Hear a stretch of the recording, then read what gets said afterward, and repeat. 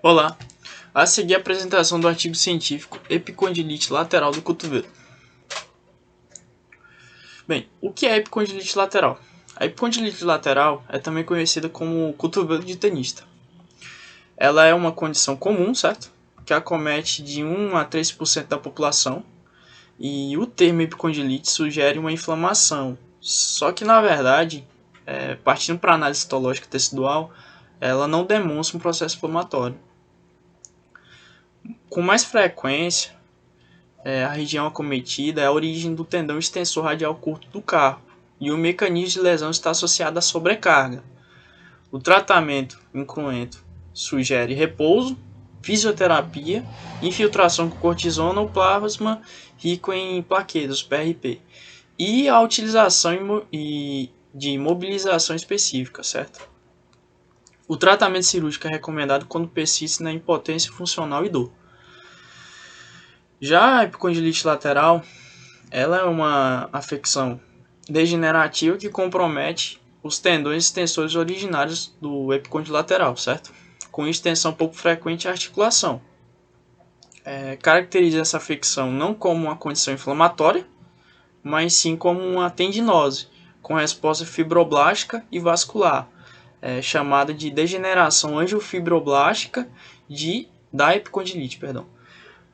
Ela é mais comum em não atletas, tanto é que 5 a 10% dos pacientes que apresentam a epicondilite praticam o esporte em si.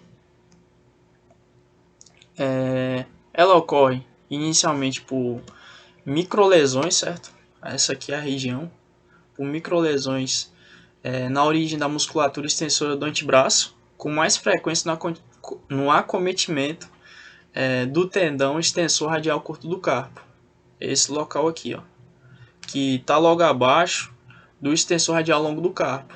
Esse tendão aqui, ó, certo? Partindo para a patologia. Bem, a expensão perioperatória revela tecidos acinzentados, homogêneos e edemaciados. Essa alteração ocorre nas tendinoses, sejam elas laterais, mediais ou posteriores, certo?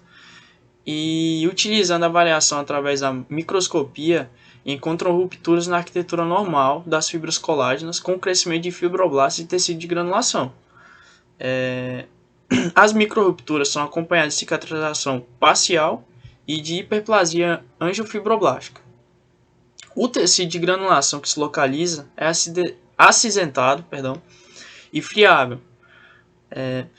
Temos 4 estágios, certo? É interessante falar sobre os 4 estágios. O primeiro, ele é um estágio inflamatório, ele é reversível e sem alteração patológica. Já o segundo, ele é caracterizado pela degeneração angiofibroblástica, e partindo para o terceiro, ele é caracterizado pela tendinose associada à alteração estrutural, ou seja, há uma ruptura tendinosa. Já no quarto, além das alterações do terceiro, encontra-se também a presença de fibrose e calcificação. O diagnóstico.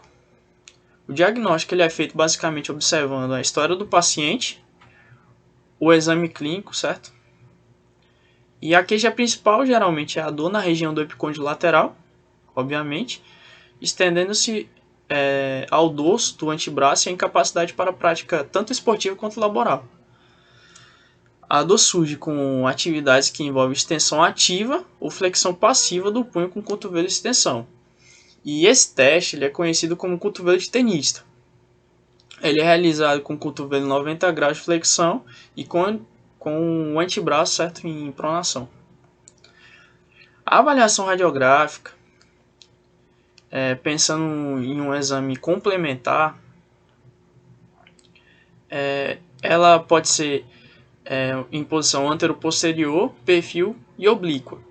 E é na maioria das vezes normal, sendo principalmente útil para a exclusão de outras anormalidades, tais como artrose, uma osteocondrite dissecante e corpos livres intraarticulares, certo? Existem também outras afecções, pensando já em um diagnóstico diferencial, que pode ocorrer independente ou associada à tendinose do cotovelo.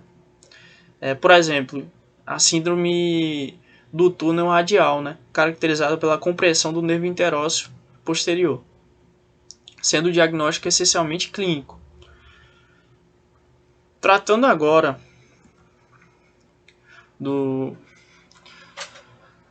da enfermidade, temos dois tipos de tratamento, o incruento e o cirúrgico.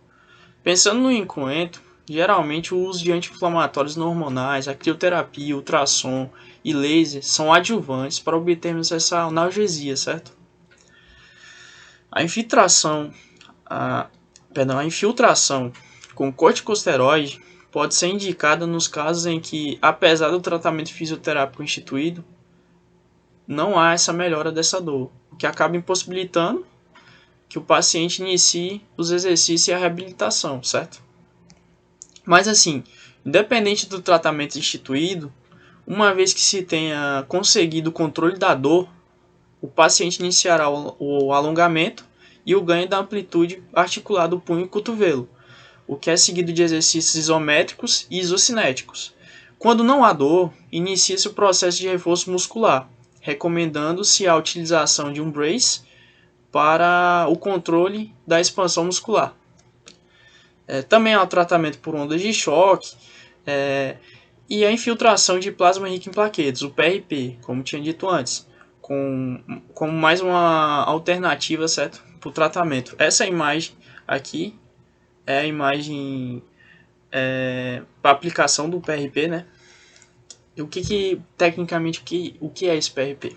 Ele é um produto autólogo criado a partir da centrifugação do próprio sangue do paciente e que contém grandes concentrações de fatores de crescimento derivados da plaqueta. A injeção local do PRP, ela pode diminuir a dor relacionada a essa patologia através de uma reação inflamatória com consequente angiogênese, fibroplasia, síntese de colágeno e remodelação tecidual. Falando agora sobre a técnica cirúrgica, temos aqui em A o acesso cirúrgico, certo? Já em B temos a visualização do intervalo entre o extensor radial longo do carpo, certo? E a aponeurose extensora. E em C vemos a visualização da tendinose do extensor radial curto do carpo após a abertura da aponeurose extensora. Bem, em D, há a realização do orifício ósseo no epicôndilo lateral para a promoção de circulação sanguínea local. E é a sutura, né, do intervalo do extensor radial longo do carpo e essa aponeurose extensora.